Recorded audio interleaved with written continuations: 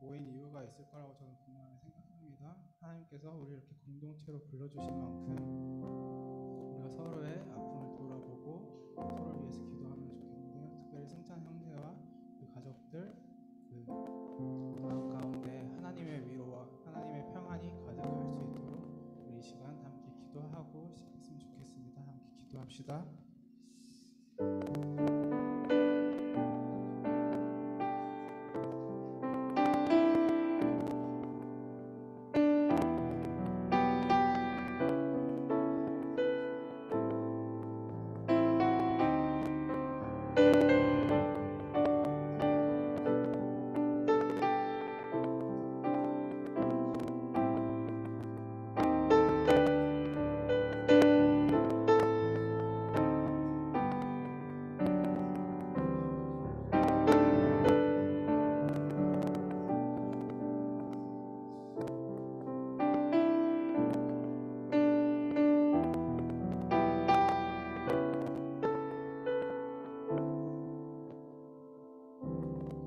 우리가 생각하는 것 이상으로 더 큰 위로와 사랑을 보여주신 예수 그리스도의 이름으로 기도드립니다.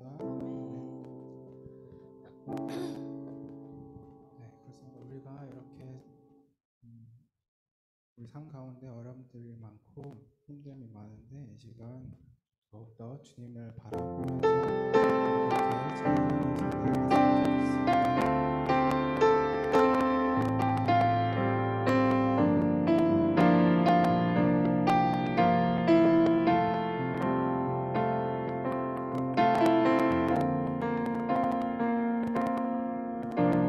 주 나의 모습 보네 상한 나의 맘 보시네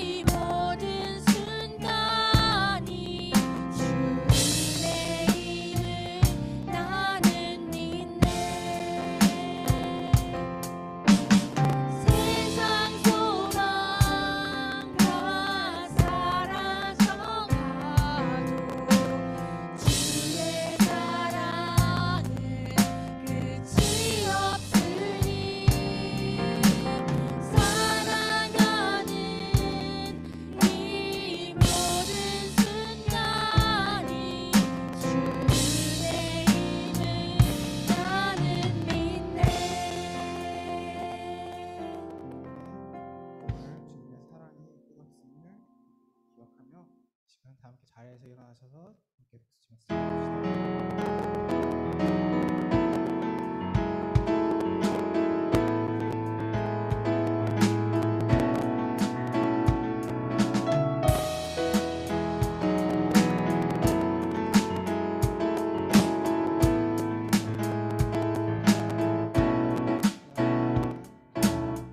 나를 향한 주의 사랑 산과 바다에 넘치니 내 마음 열 때 주님 나에게 참 자유 주셨네.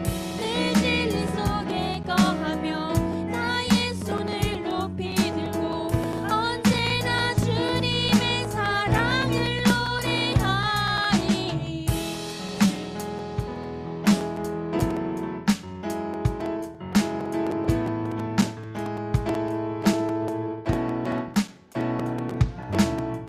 나를 향한 주의 사랑 산과 바다에 넘치니 내 마음 열 때 주님 나에게 참 자유 주셨네. 늘 진리 속에 거하며 나의 손을 높이 들고 언제나 주님의 사랑을 노래하리. 주의 사랑 노래하리라. 영원토록 노래하리라.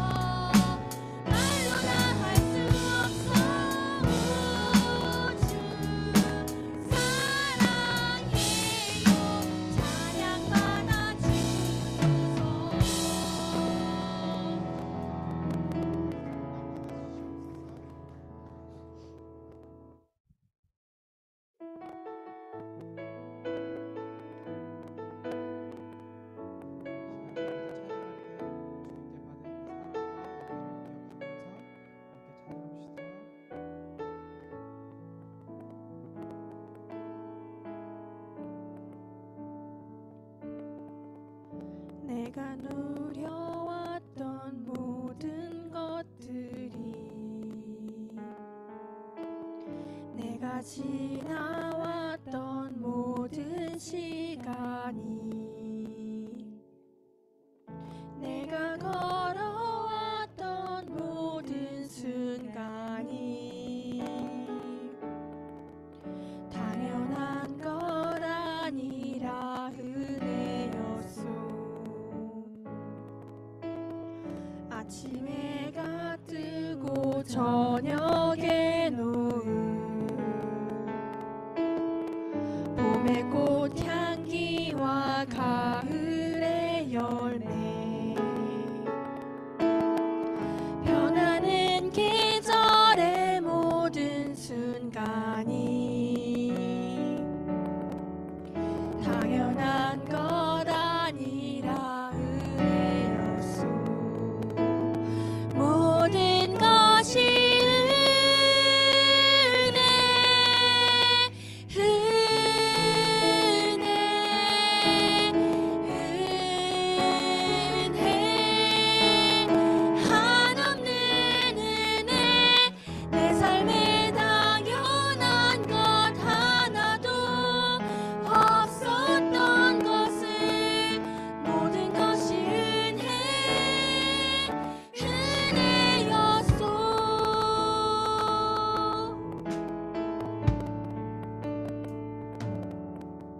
내가 이 땅에 태어나 사는 것 어린아이 시절과 지금까지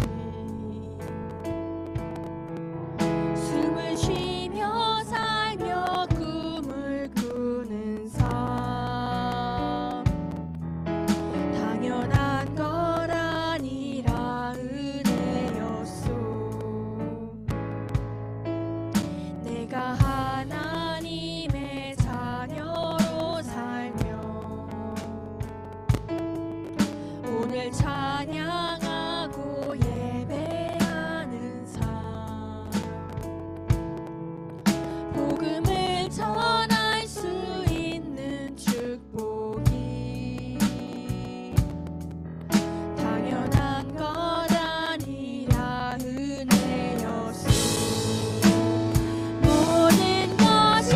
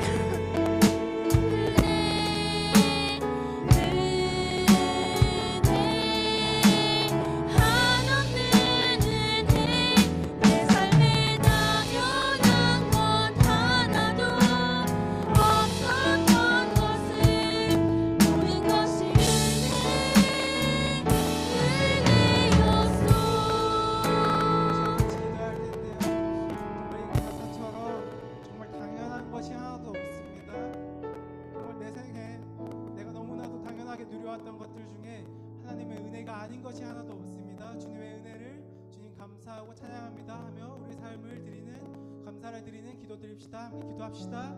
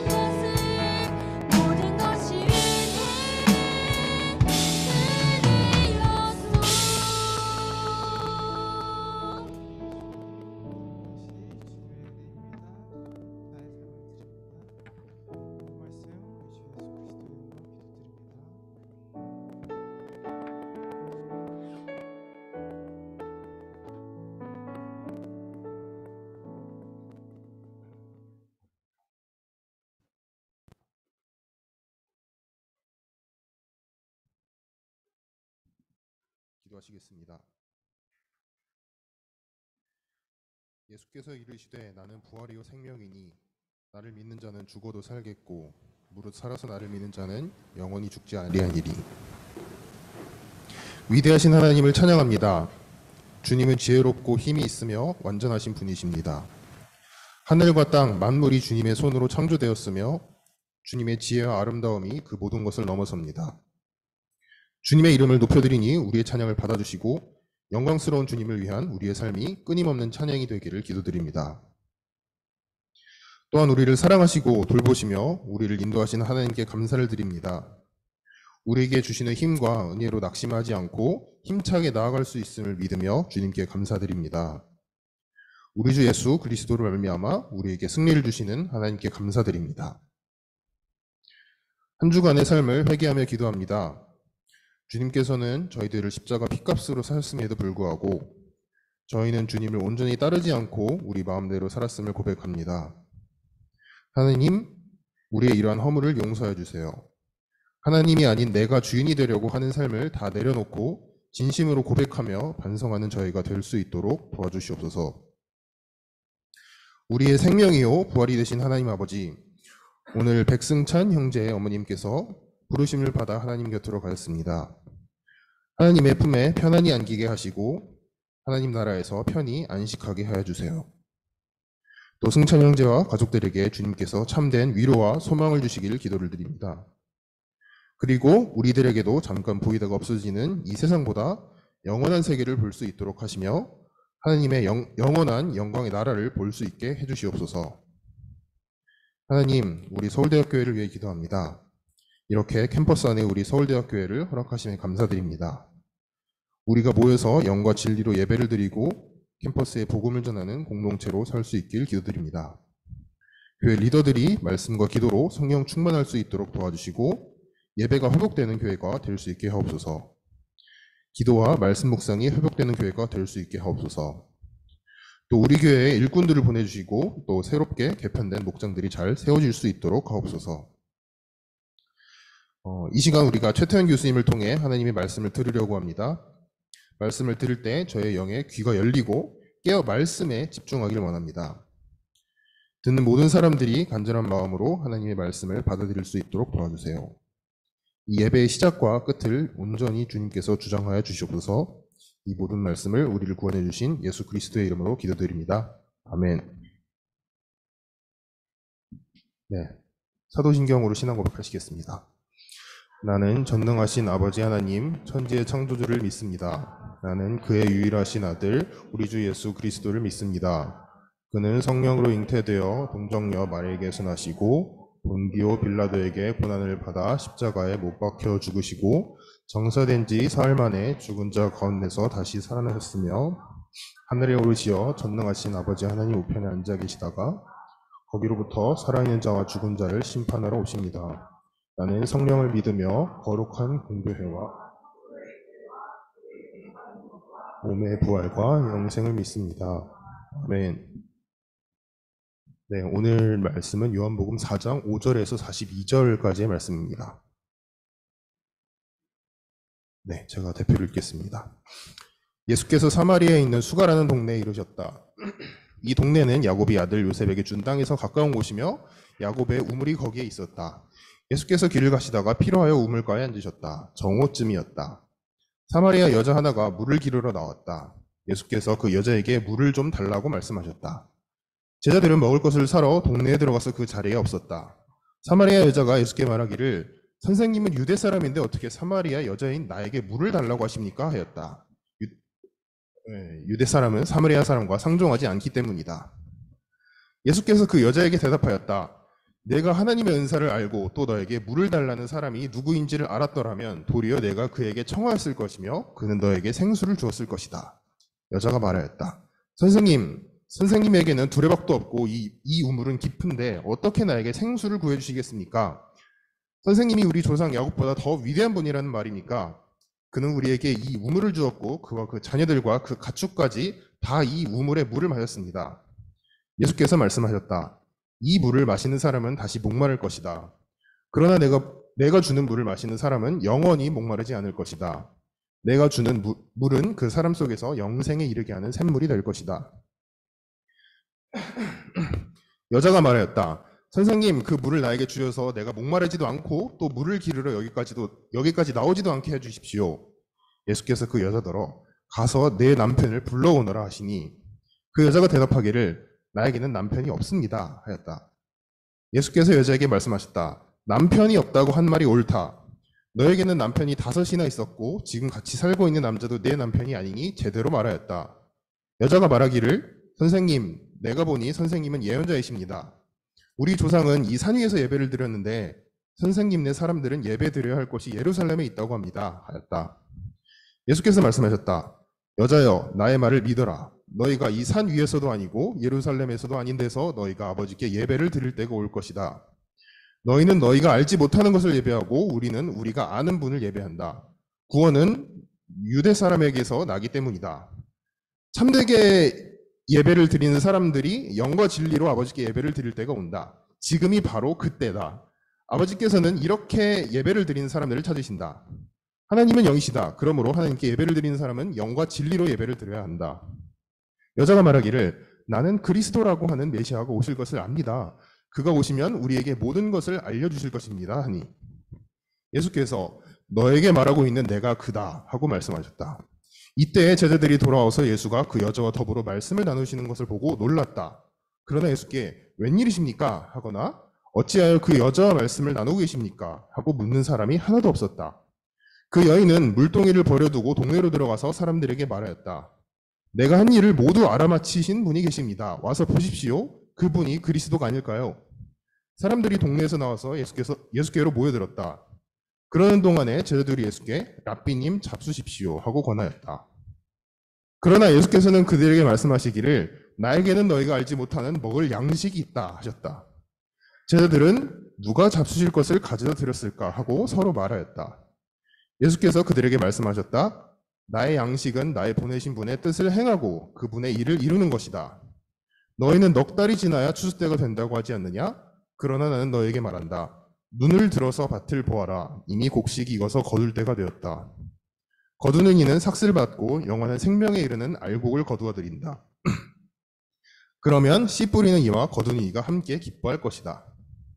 그러므로 한 사람은 뿌리고 한 사람은 거둔다 한 말이 옳다. 나는 너희가 수고하지 않은 것을 거두게 하려고 너희를 보냈다. 수고는 남들이 하였는데 너희가 수고의 결실에 참여하게 된 것이다. 그 동네에서 사마리아 사람들이 많이 예수를 믿었다. 그것은 그 여자가 자기가 한 일을 예수께서 다 알아맞히셨다고 증언하였기 때문이다. 사마리아와 사람들이 예수께 와서 자기들과 함께 머무시기를 청함으로 예수께서 이틀 동안 거기에 머무르셨다. 그래서 더 많은 사람들이 예수의 말씀을 듣고서 믿었다. 그들은 그 여자에게 말하였다. 우리가 믿는 것은 이제 그대의 말 때문만은 아니요. 우리가 그 말씀을 직접 들어보고 이분이 참으로 세상의 구주이심을 알았기 때문이요. 아멘.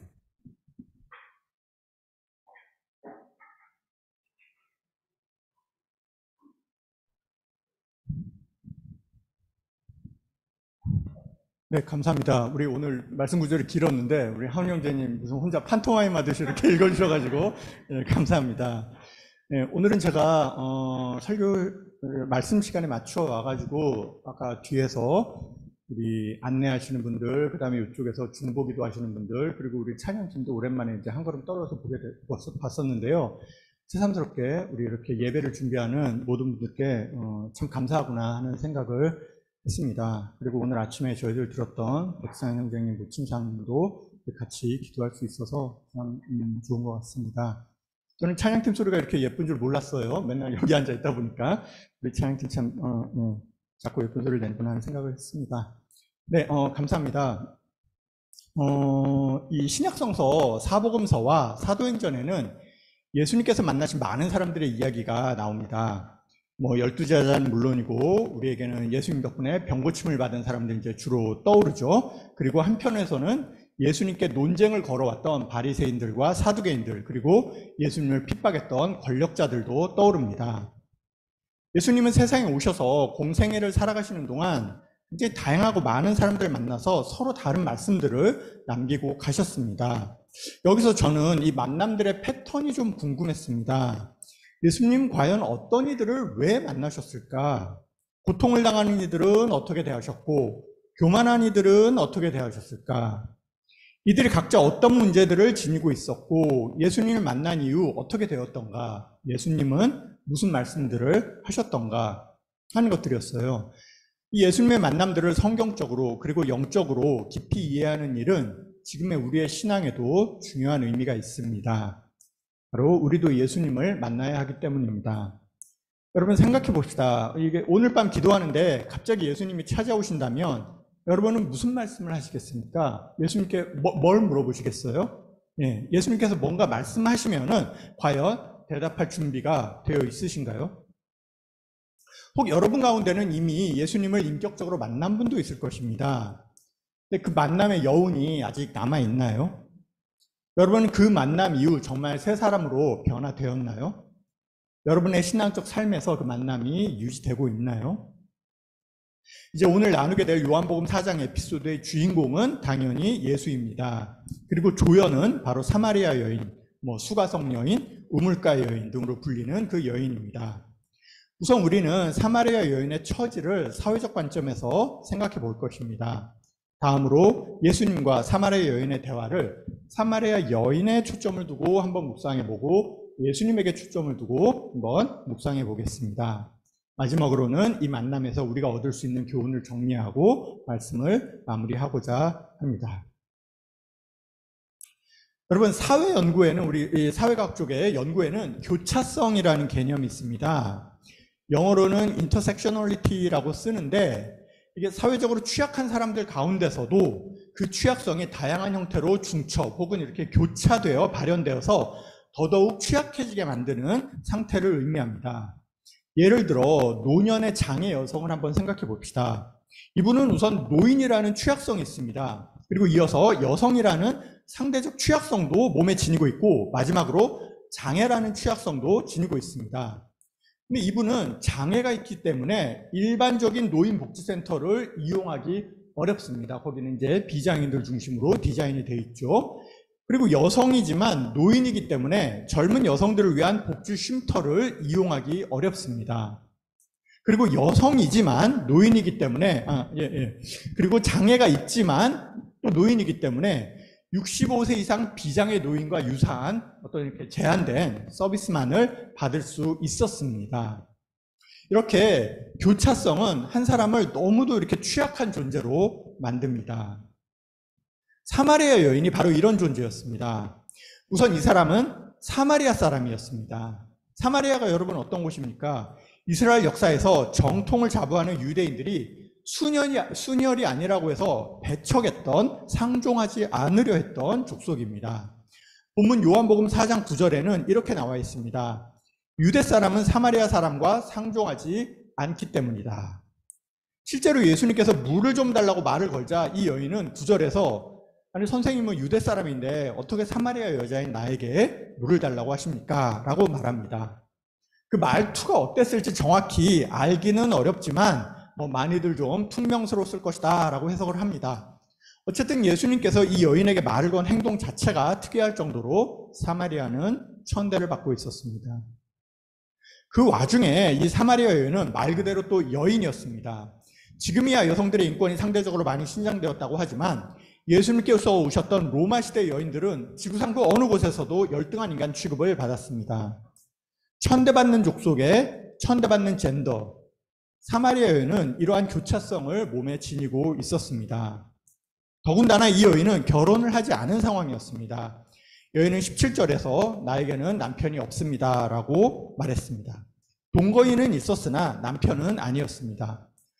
고대 이스라엘 사회에서 남편이 없는 여인은 여인 가운데서도 더더욱 취약한 존재였습니다. 그래서 오죽하면 율법에도 고아와 과부를 위한 법이 따로 있을 정도였습니다. 여기 화면에 신명기 24장 19절에서 하나님은 내가 밭에서 곡식을 벨 때 그 한 뭇을 밭에 잊어버렸거든.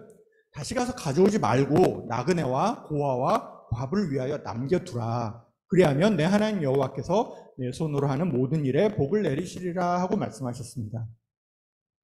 그런데 이 여인은 심지어 과부도 아니었습니다. 성경에서 과부로 인정받기 위한 요건은 꽤 엄격했습니다. 디모데전서 5장 9절에서 바울은 과부를 이렇게 정의합니다. 과부로 명부에 올릴 자는 나이가 60이 덜 되지 아니하고 한 남편의 아내였던 자다. 정황상 이 여인이 과부로 인정받을 수는 없었을 것 같습니다. 이유는 이것입니다. 사마리아 여인은 수많은 취약성이 그 안에 교차된 사람이었던 것입니다. 바로 그랬기에 이 여인은 그 중동의 그 뜨거운 정오의 시간에 혼자서 조용히 물을 길러 우물가에 나온 것입니다. 그리고 그때 예수님을 만난 것입니다. 자, 이제 사마리아 여인의 초점을 두고 요한복음 4장의 대화를 생각해 봅시다. 사마리아 여인이 처했던 삶의 상황에 대해서는 이미 많은 설교자들이 다루었습니다. 따가운 한낮의 태양을 피해서 사람들과 함께 나와야 할 우물에 바로 그 사람들이 다 피하는 시간에 혼자 물을 길러 나오는 모습은 굳이 감성적인 언어로 묘사하지 않더라도 쓸쓸하고 공허해 보입니다. 사실 저도 연구실에 나오면 사람들과 마주치고 싶지 않아서 연구실 불을 끄고 일하고 점심을 1시 반에 혼자 먹으러 가곤 합니다. 하지만 저야 제 선택으로 그러는 것이지만 이 사마리아 여인은 사정이 다르죠. 사마리아 여인은 아마도 삶도 이렇게 우물가에 혼자 나오는 일도 지긋지긋했던 것 같습니다. 15절에서 이렇게 말하고 있습니다. 선생님, 그 물을 나에게 주셔서 내가 목마르지도 않고 또 물을 기르러 여기까지 나오지도 않게 해주십시오. 우리는 이 여인이 내성적인 사람이라고 생각할 수 있습니다. 하지만 제가 보기에 이 여인이 내성적이지는 않았을 것 같습니다. 이 여인은 사람들을 회피하는 태도에 비해서 처음 보는 예수님과의 대화에 상당히 적극적으로 임했고, 예수님이 메시아라는 확신이 들자 물동이도 거기다 내려놓고 마을로 가서 사람들에게 이를 알렸습니다. 저는 이 여인이 왜 남편들과의 관계에서 어려움을 겪었는지는 모릅니다. 성경에 설명되어 있지는 않으니까요. 하지만 사람의 삶에서 가장 내밀한 관계에서 실패에도 불구하고 이 사마리아 여인은 오히려 상당히 굳세고 당당해 보입니다. 마을 사람들이 이 여인을 굳이 가까이 하려 하지는 않았겠지만 이 와서 보라는 여인의 말에 예수님을 보러 우르르 나온 것을 보면 이 여인에게는 뭔가가 있습니다. 보십시오, 여러분. 다시 생각해 보세요. 오늘 읽은 구절을. 이 여인은 똑똑합니다. 예수님께서 물을 좀 달라 하시자 이 여인은 유대 사람이 어떻게 사마리아 여자인 자기에게 물을 달라고 하는지 일단 반문을 합니다. 아주 당당하고 반항적이면서 분명 내면에 상처가 있는 그런 말입니다. 이게 예수님께서 자기가 누구인지 그 여인이 알았더라면 도리어 당신이 나에게 물을 달라고 했을 거라고 대답하자 이 여인은 아니 두레박도 없는 주제에 이 깊은 우물에서 어떻게 생수를 구하겠냐는 거냐고 다시 반문을 합니다. 여러분들, 이게 사복음서에서 예수님께서 예루살렘에 입성하신 후에 바리새인들과 나누는 대화를 보면 한두 마디 섞고 나면 바리새인들의 말문이 막혀버립니다. 그런데 이 여인은 물론 이제 예수님께서 이렇게 가드를 내리고 하는 대화이긴 하지만 계속 예수님과의 논쟁을 이어가는 능력을 보여줍니다. 게다가 예수님께서 자신의 과거를 정확히 알고 계시자 이 여인은 뭔가를 재빠르게 감지합니다. 당신은 예언가인가 보군요 하면서 갑자기 예배에 대해서 언급합니다. 20절에 이렇게 써 있습니다. 당신은 우리 조상은 이 산에서 예배를 드렸는데 선생님네 사람들은, 유대인들은 예배드려야 할 곳이 예루살렘에 있다고 합니다. 이뿐 아니라 예수님께서 영과 진리로 예배할 때가 왔다고 하시자 이 여인은 25절에서 나는 그리스도라 하는 메시아가 오실 것을 압니다. 그가 오시면 우리에게 모든 것을 알려주실 것입니다 라고 말합니다. 그리고 예수님께서 내가 메시아다 라고 말씀하시자 그 여인은 물동이를 버려두고 마을로 가서 이렇게 말합니다. 내가 한 일을 모두 알아맞히신 분이 계십니다. 와서 보십시오. 그분이 그리스도가 아닐까요? 저는 말씀을 준비하면서 이 부분을 적다가 제가 잘 울긴 하지만 눈물이 왈칵 또 났어요. 여러분, 이 말에 담긴 와서 보십시오. 그분이 그리스도가 아닐까요? 이 말에 담긴 이 여인의 뜨거운 희망이 보이시나요? 이 여인은 얼마나 구원을 기다리고 있었길래 이 예수님과의 짧은 대화 이후에 바로 자신이 그토록 피해왔던 마을 사람들에게 달려가서 이런 말을 했을까요? 저 말에서 저는 예수가 그리스도라는 어떤 논리적 확신보다는 예수가 그리스도이길 바라는, 그리스도여야 하는 그런 간절한 소망이 느껴졌습니다. 안 그렇겠습니까? 자신의 과거사 한 조각을 안다고 해서 그를 그리스도라고 여길 사람이 여러분들 중엔 있겠어요? 이 모든 대화 가운데 자신의 말을 찬찬히 들어주고 뭔가 자신을 진리로 이끌어주는 느낌을 받았기에 그토록 만나고 싶었던 그 그리스도일 것이라 하는 소망이 생긴 건 아니겠습니까? 저는 예수님께서 너에게 말하고 있는 내가 그리스도다 라고 말씀하실 때 아마도 예수님은 얼굴이 벌개져 있는, 뭔가 흥분해서 얼굴이 벌개져 있는 이 여인의 눈을 바라보며 잔잔하게 말씀하셨을 거라고 믿습니다. 그 말 한마디가, 그 설명할 수 없는 어떤 신적인 상냥함이 이 여인의 마음속에서 깊이 있었던 그 소망의 도화선에 불을 붙였을 것입니다.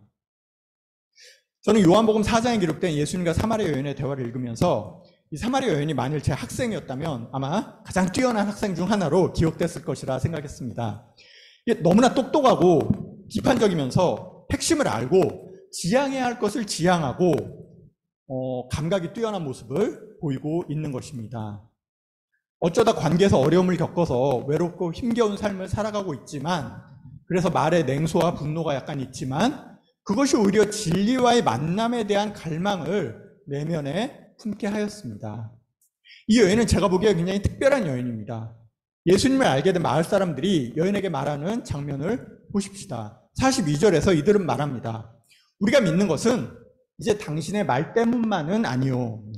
이 말을 뒤집어 보면 이 마을 사람들은 이 여인의 말을 무시한 것이 아니라 일단 믿었다는 사실을 내포합니다. 그러니까 그 말을 듣고 예수님을 보러 나왔던 것이겠죠. 자, 이제 이 상황을 예수님의 입장에서 풀어봅시다. 이 만남이 우연히 이루어졌을 리 없습니다. 예수님은 이 사마리아 여인, 성경에 이름도 기록되지 않은 이 여인을 만나기 위해서 하필 한낮의 시간에 맞춰 야곱의 우물로 가고 계셨던 것입니다. 여러분, 사복음서에서 예수님께서 먼저 이렇게 말을 거신 경우는 별로 없어요. 그리 많지 않습니다. 보통은 상대방이 먼저 말을 걸거나 어떤 행동을 해왔을 때 비로소 말씀을 하십니다. 그런데 이 여인 앞에서 예수님은 물을 좀 달라고 먼저 말을 거십니다. 분명 작정하신 것입니다. 예수님은 이 여인을 처음부터 알고 계셨습니다. 첫째, 9절에서 왜 나한테 물을 달라고 하냐며 이렇게 좀 퉁명스럽게 반응한 여인에게 예수님은 10절에서 이렇게 말씀하셨죠. 네가 하나님의 선물을 알고 또 너에게 물을 달라는 사람이 누구인지를 알았더라면 도리어 내가 그에게 청하였을 것이고 그는 너에게 생수를 주었을 것이다 고 말씀하셨습니다. 우리는 이제 성경의 기록을 통해서 이미 이 여인의 영적 목마름을 잘 알고 있습니다. 그런데 이 장면을 보면 예수님도 이미 알고 계셨습니다. 대화를 하다 보니까 이 여인이 목마르구나, 영적으로 목마르구나 하고 알게 된 것이 아니라 이 여인이 그리스도를 갈망하고 있었고 예수님이 그리스도임을 알게 되면 그가 무엇을 구할지 이미 알고 계셨던 것입니다. 그리고 이어서 16절은 약간 놀라운 장면입니다. 15절에서 여인이 아니 선생님, 그러면 그 물을 나에게 주셔서 내가 목마르지도 않고 이 우물에 나올 필요도 없게 좀 해주십시오 라고 말하자 16절에서 예수님은 갑자기 이렇게 좀 훅 들어가십니다. 가서 네 남편을 불러오라. 여인도 깜짝 놀랐는지 이게 당신 뭔데 남편을 불러오라 하십니까? 이런 식의 대답이 아니라 나에게는 남편이 없습니다라고 다소 이렇게 순순한 대답을 합니다. 저는 이 장면에서 예수님께서 이제 본론으로 들어가야겠다라고 생각하신 것으로 보입니다. 여러분이 예수님께서 어느 날 갑자기 여러분의 심령에 훅 하고 들어오셨던 그런 경험이 있으십니까? 예수님께서 다가오실 때 이런 일들이 일어납니다. 첫째, 우리의 죄 혹은 우리 마음의 쓴뿌리를 깨닫게 됩니다. 두 번째, 그것을 인정하고 고백하게 됩니다. 아마도 이 여인은 이런 문제를 굳이 생각하고 싶지 않았을 것입니다. 그냥 자신의 관계 실패를 굳이 생각하면서 살고 싶지 않았을 것입니다. 하지만 불가피하게도 어쩔 수 없게도 예수님을 만나던 바로 그날도 우물가로 혼자 터덜터덜 걸어가면서 자신의 공허한 인생에 대해 생각했을 것입니다. 애써 부인하고 굳이 생각하려 하지 않는 그 마음 깊은 쓴뿌리를 예수님께서 이렇게 드러내신 순간 그 여인은 그것을 그제야 고백합니다. 여러분, 자백이 아니라 고백입니다. 왜냐하면 어쨌든 동거인이 있기 때문에 그냥 그 사람을 데려와도 될 일이었기 때문입니다. 그런데도 이 여인은 남편이 없다고 고백합니다. 자신의 쓴뿌리를 인정한 것입니다. 그리고 예수님은 이어서 이 여인을 통해 우리에게 영원히 남을 예배에 대한 가르침을 주십니다. 이 여인이 예배의 장소에 대한 혼란스러움을 질문하자 예수님은 다음과 같이 말씀하십니다. 여자여, 내 말을 믿어라. 너희가 아버지께 이 산에서 예배를 드려야 한다거나 예루살렘에서 예배를 드려야 한다거나 하지 않을 때가 올 것이다. 참되게 예배를 드리는 사람들이 영과 진리로 아버지께 예배를 드릴 때가 온다.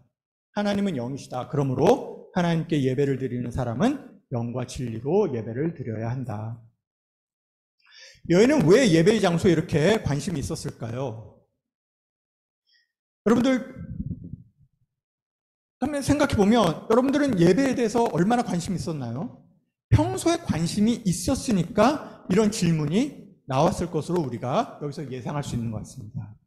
이게 짐작해 볼 수 있는 것은 첫째로 이 여인은 사마리아 여인이었어요. 그리고 사마리아 여인으로서의 자부심이 있었습니다. 아마 그래서 예배의 장소에 대해서 이렇게 관심이 있었을 수 있습니다. 이 여인은 유대 남자가 말을 걸어오는 것도 싫었고 자신이 물을 깃는 이 우물이 야곱의 우물임을 자랑스러워하고 있었던 거죠. 두 번째로 진심으로 예배를 드리고 싶었을 수 있습니다. 우리가 영적으로 갈급할 때 예배가 그리운 것처럼 말이죠. 그런데 이게 사마리아와 유대인들의 말이 다르잖아요. 그러다 보니까 혹시 내가 예배를 드리는 방법이 잘못된 것은 아닐까? 예루살렘에 가야 하나? 이렇게 진지하게 고민하고 있었을지도 모르는 일인 것입니다. 이는 여인에게는 굉장히 중요한 문제였을 것입니다. 그리스도를 만나야 했기 때문입니다. 여기서 예수님의 이 모습을 보십시오, 여러분. 너무도 사랑스럽습니다. 사마리아 여인에게 율법학자가 아닌 인성과 신성을 겸비한 구원자의 모습으로 이렇게 말씀하십니다. 걱정하지 말고 내 말을 믿으세요. 이쪽 말도 저쪽 말도 아닌 참된 예배를 드리게 되는 날이 올 거예요. 사실은 바로 지금이에요. 예배는 영과 진리로 드리는 거예요. 하나님은 영이시기 때문이죠. 아마도 여인은 이런 이야기는 처음 듣는다고 속으로 생각했을 것입니다. 누가복음 4장 32절에는 예수님의 가르침에 놀라는 사람들이 묘사되어 있습니다. 이렇게 되어 있죠. 그들이 그 가르치심에 놀라니 이는 그 말씀이 권위가 있음이로라. 사마리아 여인도 다르지 않았을 것입니다. 이 사람은 이걸 어떻게 알았지? 생각해보면 맞는 말이야. 이 사람은 뭐지? 아니야. 이 말이 그냥 맞았으면 좋겠어. 정말로 장소가 문제가 아니라 그냥 내 마음으로 예배하면 하나님께서 받아주신다면 얼마나 멋질까. 나는 그분을 만나고 싶어 하고 생각했을 것입니다. 아까 우리는 이 여인이 상당히 반항적인 사람이었을 거라 이야기했습니다. 지난번에 우리가 성경의 난제들에 대해서 이야기했듯이 어쩌면 이 여인도 예배의 장소에 대한 논쟁이 궁금하기도 하고 조금 불편했을지도 모릅니다. 그럼 도대체 뭐가 맞는 거야? 라고 답답해했을 것입니다. 아마도 이것이 예수님께서 굳이 이 사마리아 여인을 만나러 오신 이유일지 모르겠습니다.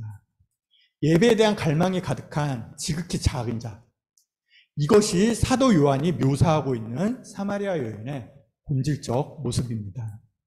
예수님께서 제자들에게 예배를 가르치기로 마음먹으셨다면 아마도 이보다 더 적격자가 없었을 것입니다. 아마 마가복음 12장 42절에 나오는 성전에서 2렙돈을 헌금하던 가난한 과부가 이에 버금간다고나 할까 싶습니다. 둘 다 예배에 대한 갈망이 가득했던 지극히 작은 자들입니다. 예수님은 바로 이런 이들을 위해서 당시 제사의 규례를 깨뜨리는 본질적 가르침을 주신 것입니다. 여러분들 제사 한번 드리려고 흠없는 재물을 준비해 가야 하고 그렇지 않으면 성전 앞에서 구매를 해야 되고 그리고 그럴듯한 옷을 입고 있는 제사장과 바리새인들이 큰 목소리로 기도하고 헌금하는 그 트인 공간에서 고개도 못 들고 2렙돈 헌금하고 나오는 작은 자들을 위해서 예수님은 말씀해 주셨습니다. 하나님께 예배를 드리는 사람은 영과 진리로 예배를 드려야 한다. 그렇게 드리면 된다라고 말입니다. 예수님은 이 여인과 수가라는 동네 그리고 사마리아를 유독 아끼셨던 것이 분명합니다. 39절에서 40절에 보면 와서 보라라고 하는 여인의 말을 듣고 온 동네 사람들이 나와서 예수를 믿고 머무시기를 청하자 거기서 이틀 동안 머무셨습니다.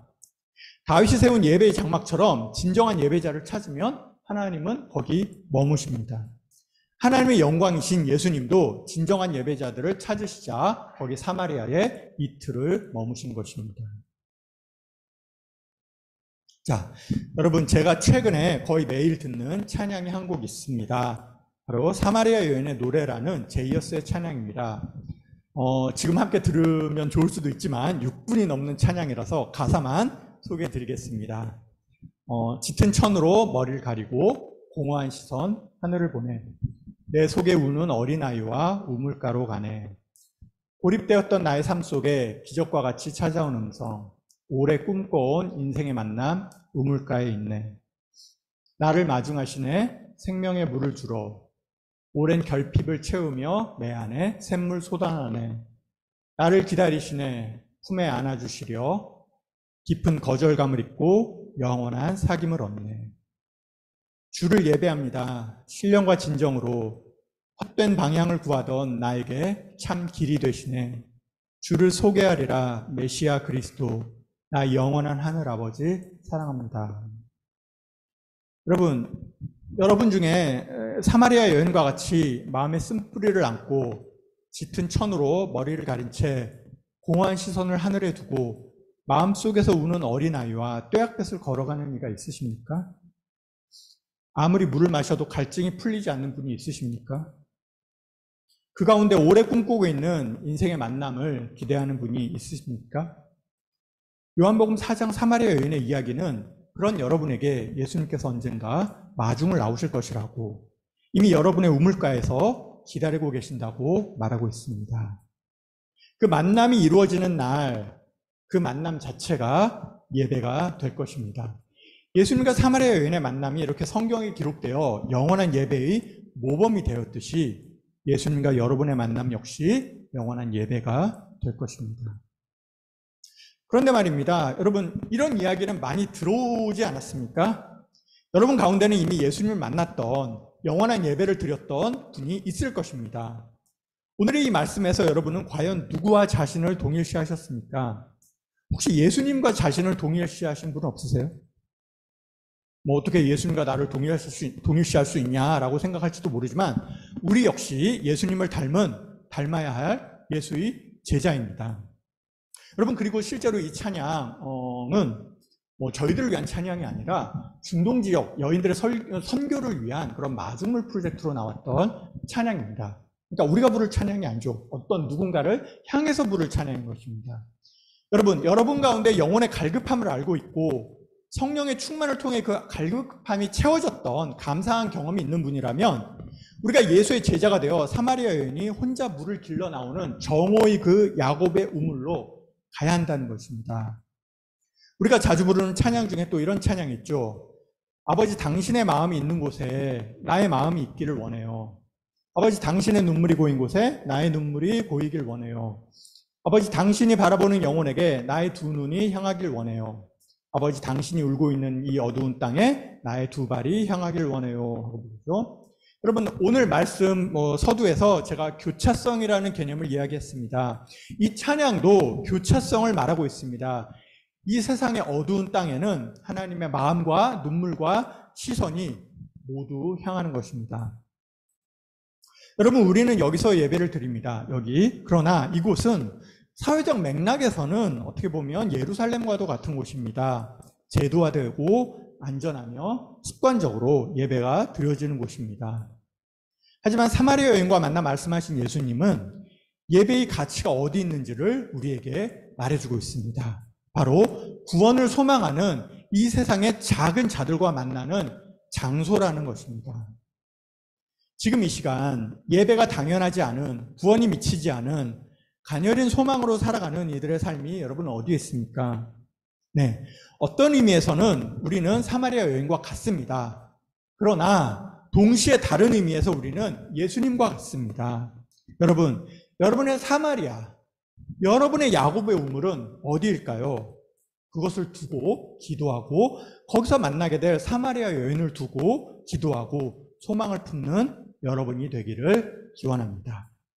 기도하겠습니다. 사랑해 주님 감사합니다. 뜨거운 한낮의 사마리아 마을에 직접 가셔서 공허한 삶을 사는 저희와 같은 여인을 만나 어떻게 예배해야 하는지를 가르쳐 주시고 그 안에 소망을 일깨워 주신 주님을 찬양합니다. 주님, 오늘 이 시간 저희에게도 오셔서 저희 안에 소망을 일깨워 주시고 아버지의 마음이 향하는 사마리아로 우리의 마음이 향할 수 있도록 도와주세요. 예수님 이름으로 기도합니다. 아멘.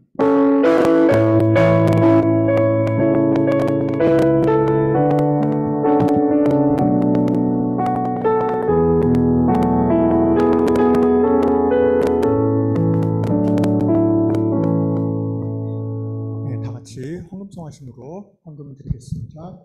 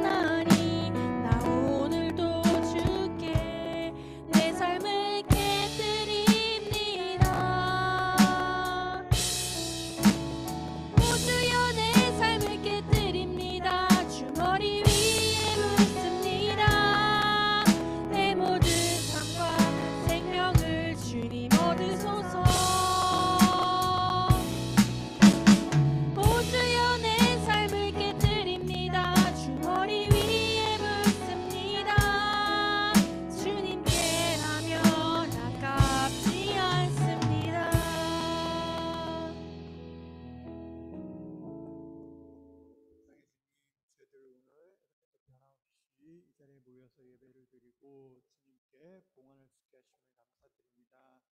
주님의 마음이 향하는 곳, 주님의 눈길이 향하는 곳, 그곳에 저희가 드린 이 마음과 예물도 향해갈 수 있도록 이끌어 주옵소서. 그래야 그곳에 주님의 복음이 전파되고 주님의 나라의 법이 실현되는 그러한 기적이 역사가 일어날 수 있도록 붙잡아 주시옵소서. 오늘 슬픔이 당하는 가정들 그리고 여러 가지 일들이 있는 우리 지체들 주님께서 다 돌아보시고 그 길을 인도하여 주옵소서.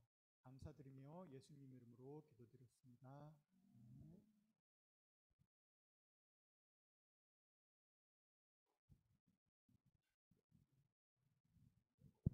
두 가지만 광고드리겠습니다. 단톡방에서도 공지가 되었고 또 예배 시간에 대표 기도와 또 설교 말씀 중에도 얘기가 됐는데 우리 백승찬 형제 그 어머니가 소천하셔서 지금 큰 슬픔 가운데 있습니다. 함께 그 가족에게 큰 하나님의 위로가 함께 하시기를 기도하시기를 바라겠습니다. 저희 우리 교회에서는 내일 10시에 있을 입관 예배와 또 내일 모레 8시 반에 있을 발인 예배에 또 주도적으로 이렇게 참여를 하게 되어 있습니다. 그래서 시간 되시는 분들 많은 참석을 해주시면 좋겠고요. 특히 입관 예배는 아마 가족 중심으로 이렇게 소수가 참여를 하게 되는 것이고 발인 예배는 그래도 공적으로 이렇게 많이 참여를 하실 수 있기 때문에 이른 시간이긴 하지만 참여하실 수 있으면 같이 이렇게 와주시면 많은 위로가 될 것 같습니다. 그리고 두 번째는 우리 연합 수련회 계속 매주 제가 광고를 드리는데 드디어 2주 남짓한 시간만 남았습니다. 제가 단톡방에 방금 전에 그 등록할 수 있는 구글 폼을 링크를 이렇게 올렸거든요. 그래서 들어가시면 거기 전체 그 프로그램도 나와 있고 그렇죠? 설문 좀 적어야 하는 부분도 있습니다. 그래서 그동안 많이 기도해 오셨을 텐데 이제 적극적으로 참여하는 일만 남았습니다. 일주일 정도 이제 그 등록하는 시간을 일단은 정했는데 빨리 참여해 주시고 빨리 결정해 주시면 또 준비하는 데 많은 도움이 될 것 같습니다. 그래서 적극적으로 참여해 주시고 많은 또 관심과 기도를 부탁드리겠습니다. 감사합니다. 감사합니다. 다 함께 자리에서 일어나셔서 결단 찬양 드리겠습니다.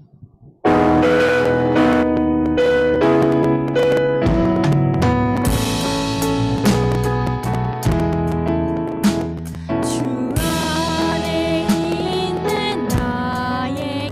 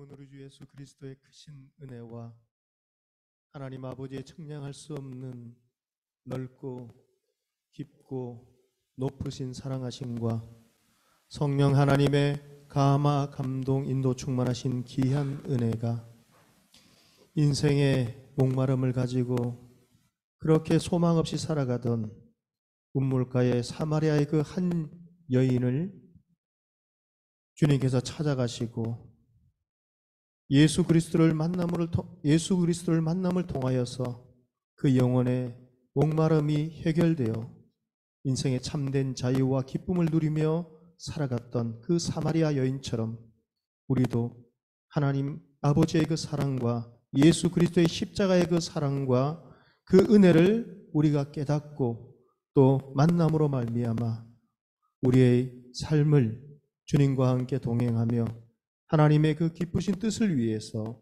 살아가기 원하며 결단하는 이 시간 예배를 드린 우리 모든 믿음의 형제 자매들 가운데에 지금으로부터 영원토록 함께 계시기를 간절히 축원하옵나이다.